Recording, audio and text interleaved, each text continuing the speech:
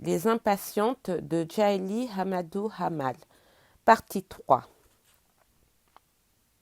La date du mariage fixée, je traînais à longueur de journée une lassitude et un mutisme dont rien ni personne ne pouvait venir à bout. Je mangeais plus, je ne riais plus, je maigrissais à vue d'œil, et c'est sans conviction que j'ai passé mon examen et dans une totale indifférence que j'ai appris mon succès. Les préparatifs du mariage ont alors commencé. Une femme est venue spécialement du Tchad aux frais de mon fiancé. Elle a commencé par m'épiler complètement à la cire. Matin et soir, elle recouvre mon corps entier de dilké, à base de pommes de terre, de riz, d'huile et de parfums capiteux. Cette pâte noire et humide, à l'odeur tenace, sert de gommage. Après une demi-heure de pause, elle me masse longuement avant de m'enduire tout le corps d'une huile végétale parfumée au clou de girofle et jaunie au curcuma. Dans un autre contexte, je prendrai plaisir à ces soins. Ensuite, la femme a mis de la braise dans un récipient, l'a recouvert de morceaux de bois d'acacia réservés à cet usage et m'a obligée à m'enfoncer durant 1 heure. Recouverte d'une épaisse couverture, je transpire énormément dans la chaleur horrible de ce sauna improvisé qui est censé rendre ma peau plus lumineuse et mon teint plus clair. Un rituel hérité du Soudan via le Tchad. Séquestrée dans la chambre de ma mère, je dois rester cachée. Mon esthéticienne très joviale me flatte sans cesse. Vraiment, Ramla, quelle beauté! Ta peau est de plus en plus douce et ton corps en baume. Même ta sueur pendant des mois continuera à sentir le bois d'acacia et de santal. Haladji Hissa ne pourra résister, tu verras. Il t'offrira tout ce qu'une femme peut désirer. Ta coépouse aura de la peine à te faire concurrence, si elle trouve même le courage de rester. Oui, ma fille, c'est moi qui te le dis. Croisant mon expérience, il sera comme un jouet entre tes mains. Tu seras heureuse. Je ne réponds pas. Que puis-je dire à cette étrangère qui me considère comme la 8e merveille du monde? Pour qui épouser un homme aisé est le summum du bonheur? Comment lui faire comprendre, sans la blesser, que je me fiche de cet homme? La veille du mariage, elle achève son travail en passant une journée entière à tatouer sur mes bras, mes jambes, mon buste et même le dos des motifs au henné noir. Sur ma peau claire, les dessins sombres offrent un bel effet. Elle ne manque pas ici et là d'ajouter les initiales de mon futur promis. Elle n'est pas la seule à me préparer au mariage.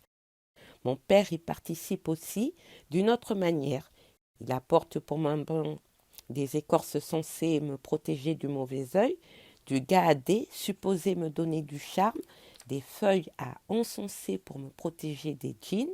Il invite des marabouts à écrire des milliers de versets coraniques sur les planchettes qu'on lave ensuite, et je bois cette eau bénite sous la stricte surveillance de ma mère afin de me rendre agréable à cet époux dont je ne veux pas et de me protéger de cette coépouse qu'on m'impose. 2 jours avant la date fatidique, je tente un dernier recours auprès de ma mère venue me tenir compagnie. Didi, si vous m'obligez à l'épouser, je me suiciderai. Si tu te suicides, tu iras droit en enfer. Et si tu continues à faire la tête, je te jure que je ferai une crise.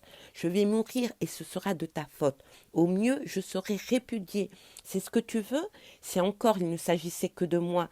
Mais tes petits frères, tes petites sœurs, ils sont trop jeunes pour vivre sans protecteur dans ce repère de loups. Es-tu prête à les sacrifier juste pour ton soi-disant bonheur?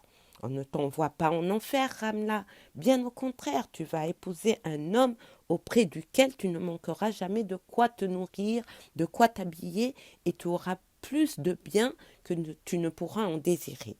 Regarde ta demi-sœur, Maïmouna. Son époux peine à assurer le nécessaire et elle doit encore attendre que votre père la nourrisse et l'habille. C'est ça que tu veux vivre? Jamais je ne te laisserai affronter la pauvreté. Tu ne comprends pas, mère, je voulais te dire. Elle m'interrompt d'un geste de la main, baissant encore plus la voix.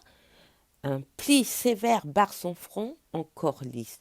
Tu dois savoir une fois pour toutes que tes décisions n'influencent pas que ta vie. Grandis, nom de Dieu.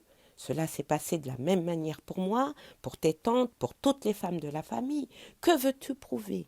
Déjà, tes jeunes sœurs risquent de ne plus être inscrites à l'école par ta faute. Tu as réussi à donner des idées négatives de l'instruction par ton comportement. Ressaisis-toi, Ramla. Estime-toi heureuse de ton sort et remercie plutôt Allah de ne pas te donner pire destin. Préfères-tu épouser ton cousin Moubarak, ce voyou? Bien sûr que non, dis-je d'une petite voix, parce que crois-moi, la mère d'Hindou, elle sera prête à tout pour que ça soit sa fille qui devienne la femme d'Al-Jihissa. Pourquoi veux-tu à tout prix m'humilier? Je ne pourrai jamais t'humilier, Didi, tu ne m'as pas comprise, je dois accepter ce mariage, tout le monde me le dit, mais moi, ce que je ressens ne compte pas. Qui est-ce qui se soucie de moi? Je ne veux pas me marier, je voulais continuer mes études. Tu as déjà terminé tes études, tu ne serais pas en train de te marier, que tu serais resté à la maison. Jamais ton père n'aurait permis que tu ailles à l'université, ni ici, ni encore moins ailleurs. C'est aussi pour cela que j'avais accepté d'épouser Aminou. Avec lui, j'aurais pu continuer et je l'aime. Alors ton amour est impuissant et inutile car il n'est plus réciproque, fait-elle impitoyablement. Arrête tes caprices une fois pour toutes, sinon je me désolidarise de toi. N'as-tu pas le sens de la dignité, Ramla? Ou as-tu perdu le sens de l'honneur qu'on t'a inculqué? Qu'est-ce que tu en sais si Aminou m'aime ou pas? Elle éclate d'un rire triste. S'il t'aime comme tu veux le croire, alors dis-moi une chose. Où est-il?